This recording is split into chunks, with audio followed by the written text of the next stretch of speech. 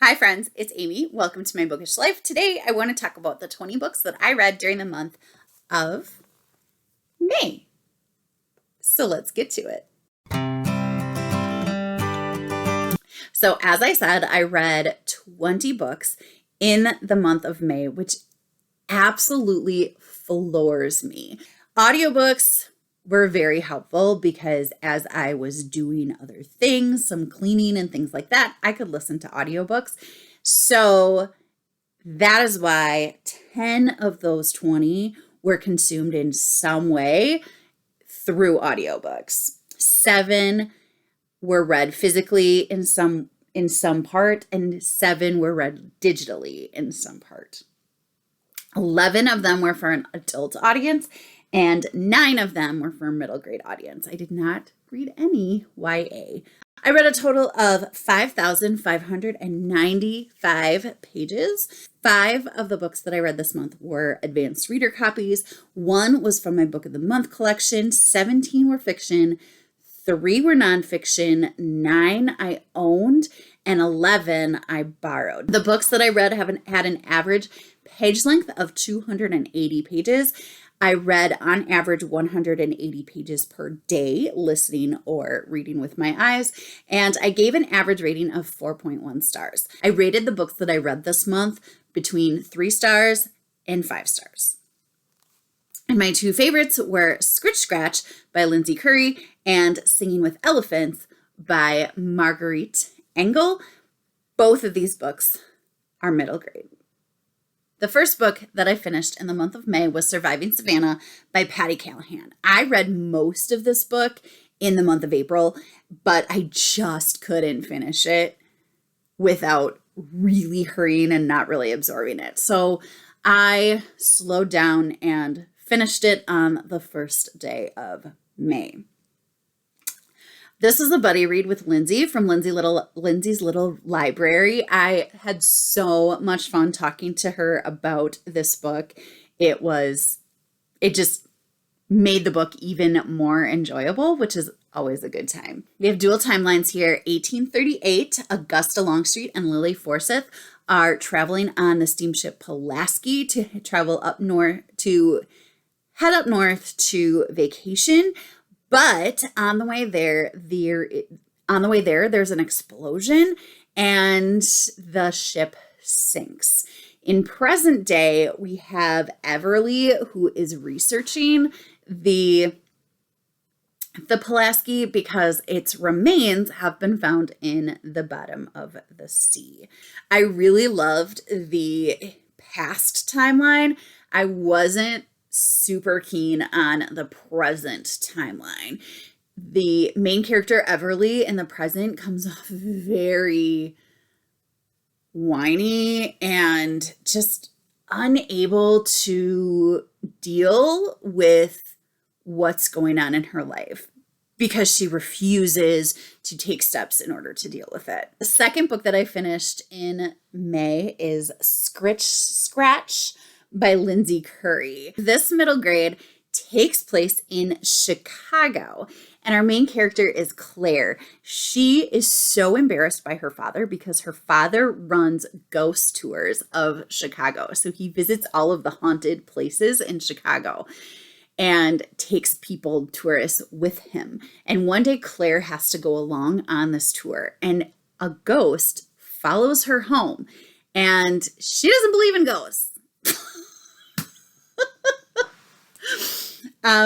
It's a really great premise. And then we have like the added mystery of where this ghost came from. Where did we pick up this ghost? Why is this ghost hanging on to Claire? Why is this happening and what's going on? And I just loved it. It sent me down so many rabbit holes looking at all of these different haunted places in Chicago. It was just absolutely fabulous. Scritch Scratch was a creepy middle grade that I picked up for the Bookathon, which was hosted by Bent Biblio's podcast and A Book Like You. And so a lot of these next ones are going to be creepy middle grade for that reason. The next book that I finished was OK Witch by Emma Steinkellner. This is a graphic novel, middle grade, kind of creepy, but not really. It's more funny than creepy. The main character is Moth, and she loves Halloween and witches, and her mom hates it. Her town of Founder's Bluff is really big on the whole witch scene and drama. Witch community drama is just rampant.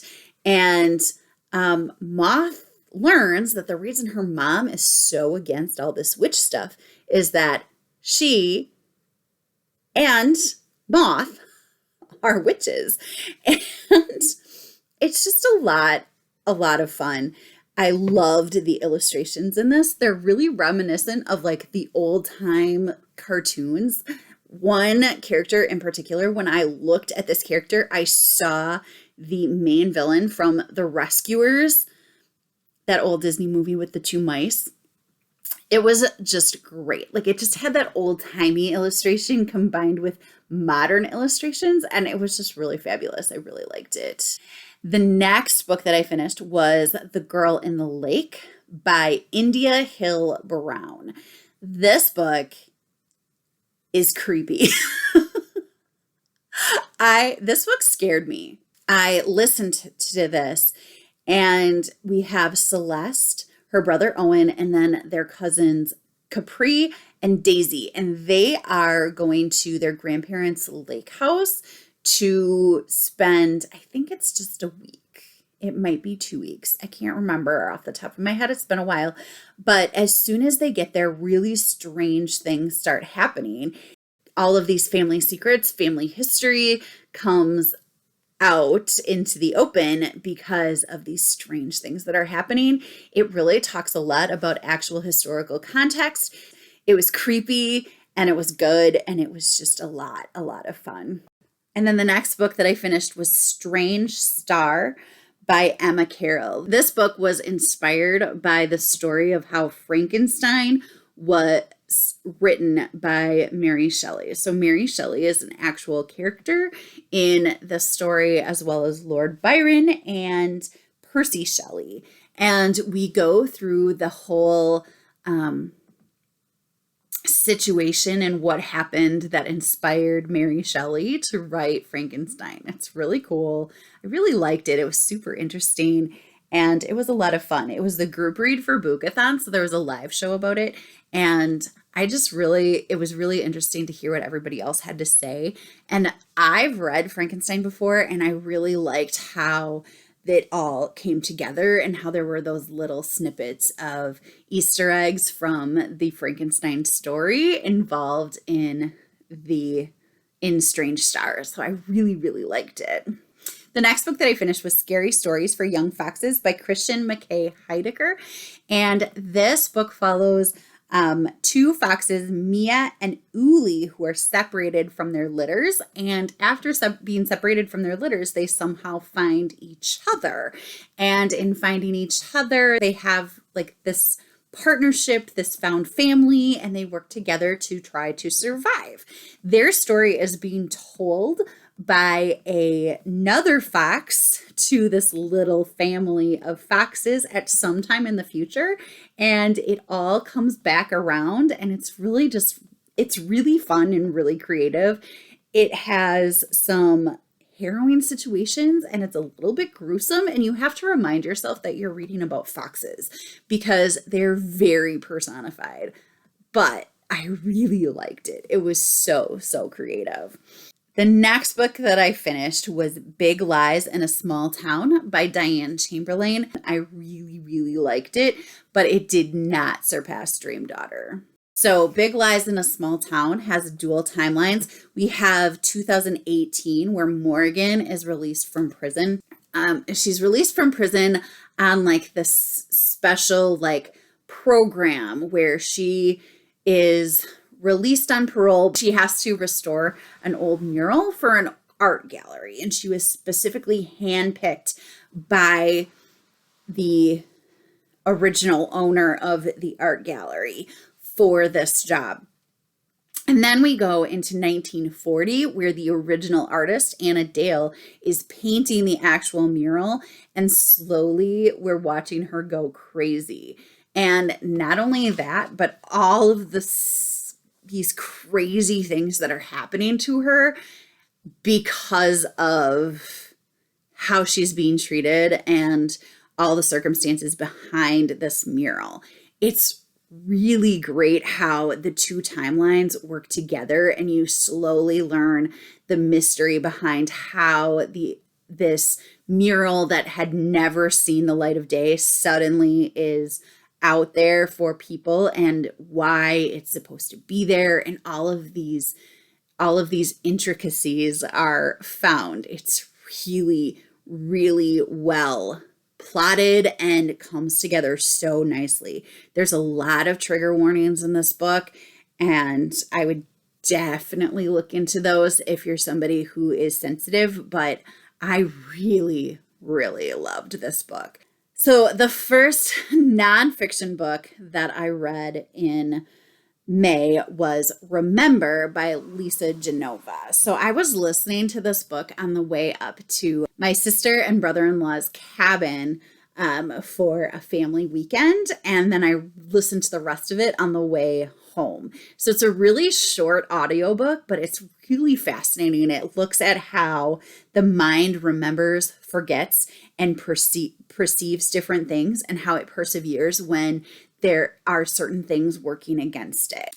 It's interesting to think about how there are some memories that are really only made to be remembered for a little while, and there are some memories that are meant to be held on to and kept for longer periods of time. For example, we don't need to remember to go to our 2:00 doctor's appointment the day after the doctor's appointment. It doesn't need to still be in our memory. Unless somebody gets murdered. So, there's my cozy. I was on a really, really, really big cozy mystery kick at the end of May. Okay, sorry. Anyway. So there was a lot of really great things in here, but it did kind of get slower as you went. I didn't notice it as much because I was listening to it and I was on the road, and it was just really easy for me to keep listening. However, it was pointed out to me, and then I was like, yeah, it did get really slow towards the end. I didn't notice as much, but I was a lot more engaged and a lot more interested in the first part of the book. And then it kind of got like, okay, yeah, you've said this already. But there were a lot of things that I was like, I kind of wish that I had this in front of me so that I could highlight it, or I could, do something with it later. And, so I could look at it at some, it was really kind of interesting and fascinating. So the next book that I finished was The Road to After by Rebekah Lowell. This was a middle grade ARC that I had from NetGalley, and it's a novel in verse. It's not nonfiction by any means, but it is based on the experience that the author had, and it's sad. It's so sad. Our main character is Lacey. The very first page of the book is being rescued with her mom and her sister by her grandparents. She struggles the rest of the book with thinking about who her dad is, the kind of person her dad is, the fact that she's mad at her dad, the fact that she misses her dad, and all of these different emotions that she's feeling. It was a really beautifully written book. You could feel Lacey's emotions right along with her. It was heartbreaking. Obviously, there's a trigger warning for domestic violence. The next book that I finished was The Wife Upstairs by Rachel Hawkins. This was the book that I received from Book of the Month for my birthday back in September.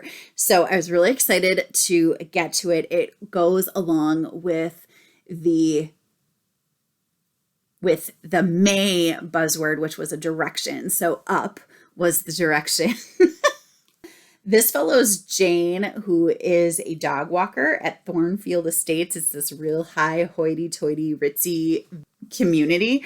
And she runs into Eddie Rochester, and they kind of meet and fall in love. And then she moves in with him, and they're engaged, and there's this whirlwind romance going on. But she very quickly realizes that it's not really everything that it seems. This is based on Jane Eyre, and I've never actually read Jane Eyre. I know the story of Jane Eyre, but I've never physically read Jane Eyre. It really did make me want to read Jane Eyre, but it's a really long book, and I don't know if that's ever going to happen. But maybe someday is the conclusion I'm going to come to there. It was really twisty, and there was so much confusion as to who was lying. It was crazy. It's crazy. I really did enjoy it. I thought that it was good. I didn't love it. It was really hard for me to get. Every time I would get into the book, there would be an F-bomb, and it was just there were so many F-bombs that just pulled me out of the story. And I didn't really like and appreciate that. I liked how the story all came together, and it was really interesting. The next book that I finished was Unbound by Aisha Saeed. This is a reread for me. I've read it with my 5th and 6th grade class. I read it aloud to them. It's really fun. I love it. I've talked about it so much. I'm not going to talk about it some more. And the next book that I finished was The Strange Case of the Alchemist's Daughter by Theodora Goss. This was the book club pick for my In Real Life book club, and I loved this book. It was so good. It was so good. I loved the setup. I loved the format. I loved how all these stories came together. It was so creative, and just it was so good. It was so good. I loved it. And right now I'm looking, and I see that I only gave it 4 stars, and I don't know what is wrong with me because I loved it.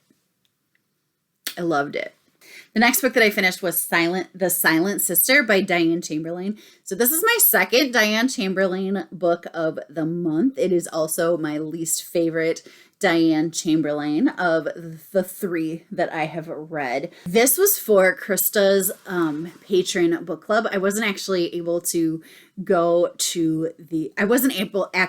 to participate in the Zoom call for book club because I was out of town, but I still wanted to read the book because Diane Chamberlain.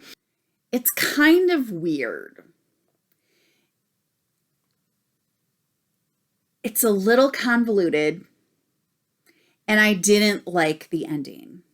We follow Riley, who spent her whole life thinking that when Riley was 2 years old, her 17-year-old sister died by suicide. When her father passes away, she finds out that that might not so much be the case. I really did like seeing the story unfold. I liked the mysteriousness of what happened.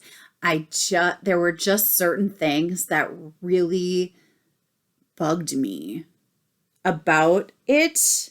And I don't even know what they are necessarily. And some of the twists in it seemed really obvious to me. And some just seemed like they came out of nowhere. And it was so strange. It was really strange. But I also kind of liked it. So I don't know. Take with that what you will. The next book that I finished was Prairie Tale by Melissa Gilbert. It is the memoir of Melissa Gilbert, who played Laura Ingalls Wilder on Little House on the Prairie. And this was a buddy read with Rainy from Rainy Day Reads. It was really interesting to see Melissa's point of view on a lot of what was happening. But it was also a lot. There was so much name dropping and so much like celebrity being out of touch with how the real world works and that kind of thing, but also really interesting. It was good, and I'm glad that I read it and I did enjoy it, but I'm also really glad that I got it from the library and didn't actually own it. The next book that I finished was Kibbles and Death by S.A. Casio.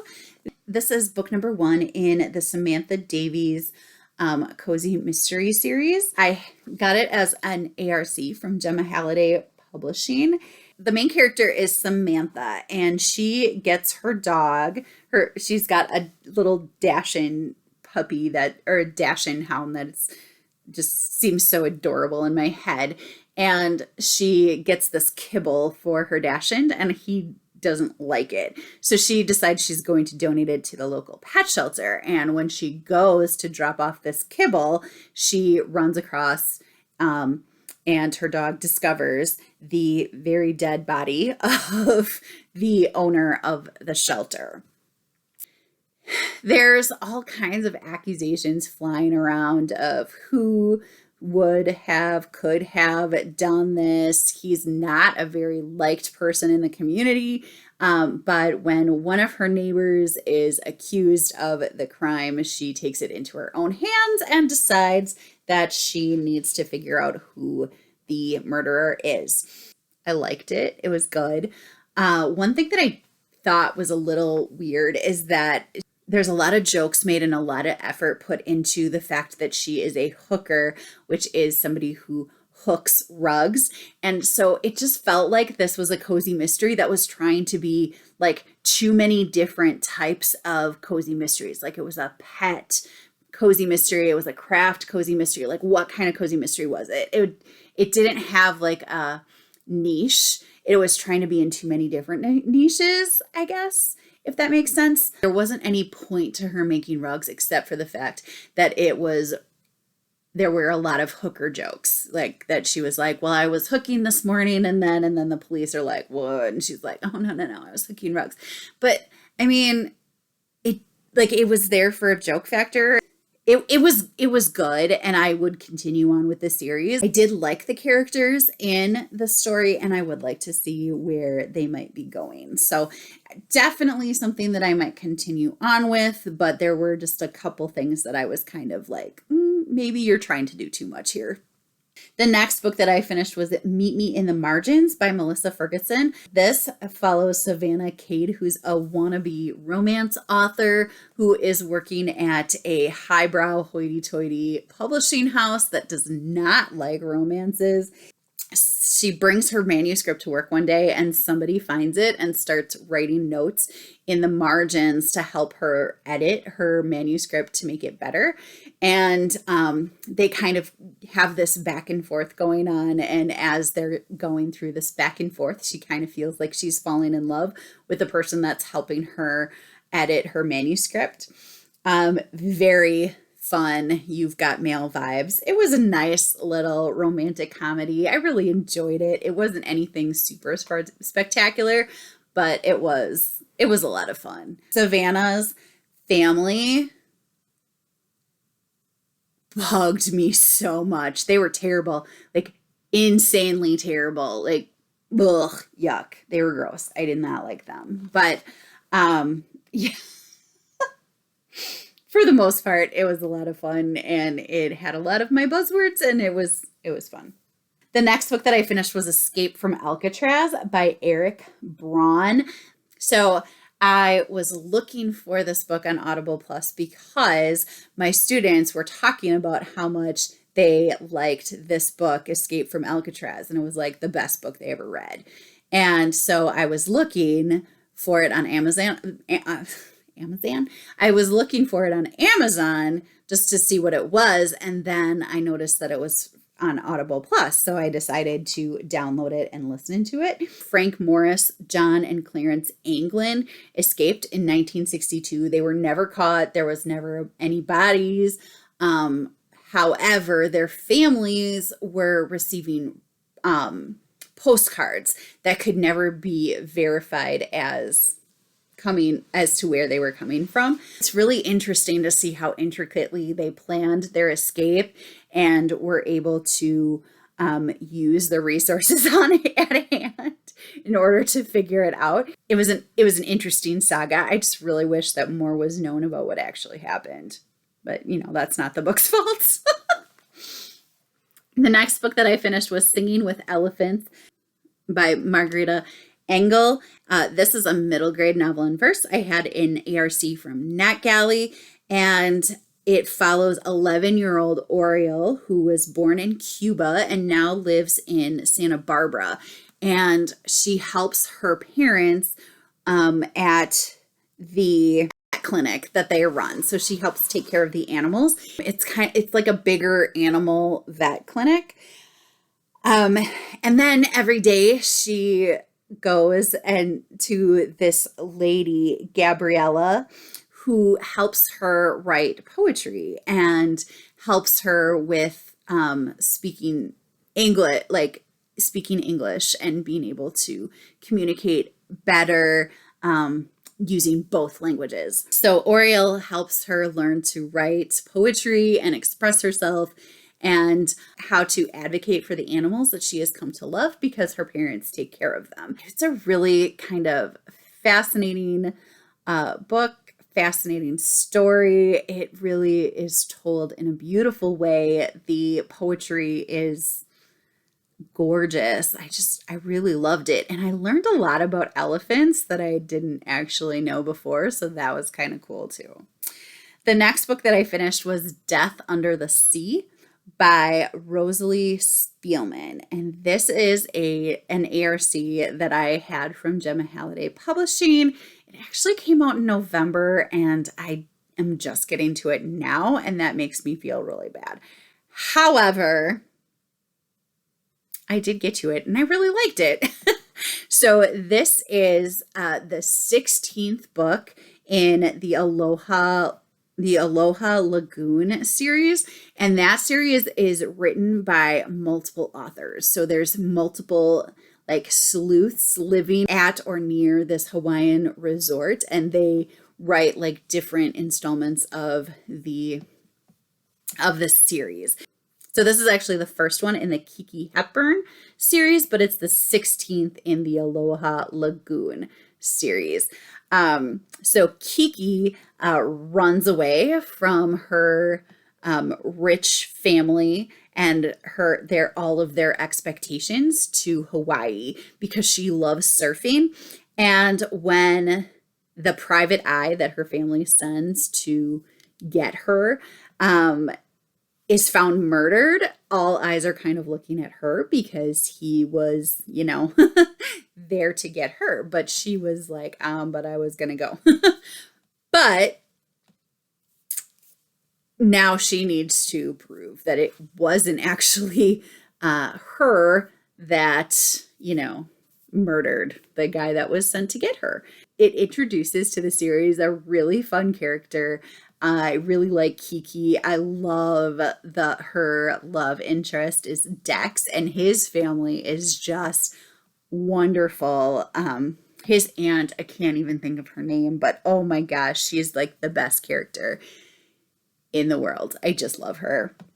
And it was really cool to see some characters from previous Aloha Lagoon stories as well. So it was a really fun addition to the Aloha Lagoon Cozy Mystery series, and it introduced a lot of really fun new characters. So I loved that. And the second one of her offshoot series actually is coming out at the end of the summer. The last book that I finished was another ARC that I am catching up on, and that was Balloons, Allies, and Dead Guys by Jennifer Fischetto. This is the 7th book in the Gianna Mancini Paranormal Cozy Mystery series. And Gianna is a medium. She can see dead people. And in this one, an intimate, immediate family dinner with her parents and her sister and brother is crashed by her father's brother and all of his family, and they are crazy. And someone dies. But they're all stuck in this house because there's a snowstorm going on outside and nobody can leave. It is, like a closed room mystery, which is super intriguing. I always love those. It was a lot of fun. They're always really funny, and I just always crack up while I'm reading them. I cannot believe that it took me so long to get to this one. It came out in January, and it's fabulous. But I needed to pick it up because the next one is actually coming out this summer. So I highly recommend the Gianna Mancini Cozy Mystery Series. All right, so that is it. I don't think that I missed anything, but those are the 20 books that I read in the month of May. It was a fairly good month. There was a lot of listening happening just because that was the nature of my life in May. I'm really excited to be able to read with my eyes a little bit more in the month of June, hopefully. Knock on wood. Have you read any of these books? Did you like them? Let me know. I would love to chat with you down in the comments. If you like this video, please give me a thumbs up. If you'd like to see more from me, make sure that you're subscribed. I hope that you're finding something wonderful to read. And until next time, happy reading. Bye.